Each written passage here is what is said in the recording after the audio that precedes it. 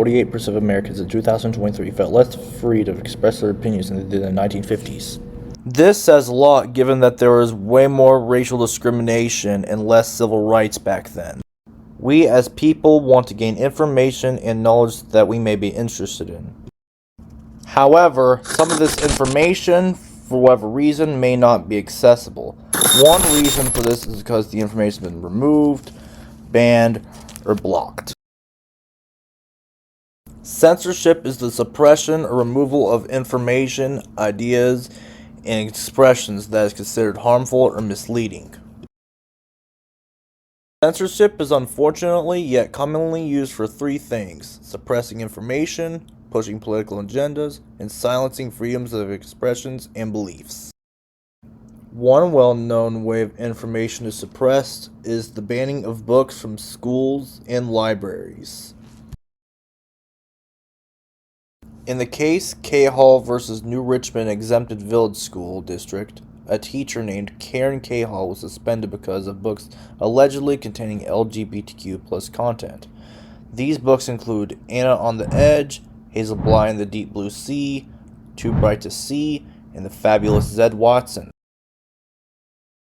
For possible reasons why the district may want some books banned from the schools, Clermont County, where the New Richmond Exempted Village School District is predominantly conservative and even has a few pastors on the school board.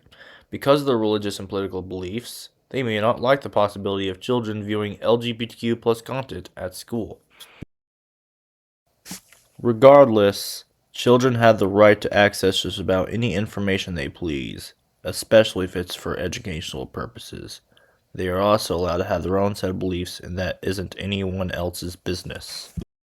Another wrongful use of censorship is pushing a political agenda, which the Chinese government does by posting party propaganda while removing existing content that people entertain themselves with. The Chinese government didn't like that people were choosing entertainment over political news and propaganda, so they forced tech companies to comply to their regulation policies. To please the CCP, Sina Weibo, a Chinese social media company, announced on April 13, 2018 that it would spend the next 3 months removing content of pornography, violence, and homosexuality. People were, of course, angry about the company's stance against homosexuality and took to the streets to show Sina Weibo how they felt about it.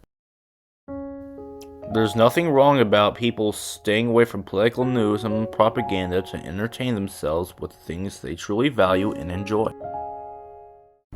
The most uncalled for use of censorship is to silence beliefs and expressions.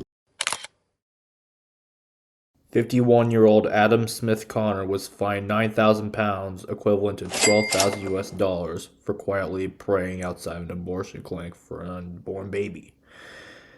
To put things into perspective, $12,000 is a significant portion of a 5-figure salary. Such a fine would have a significant effect on Smith Connor financially.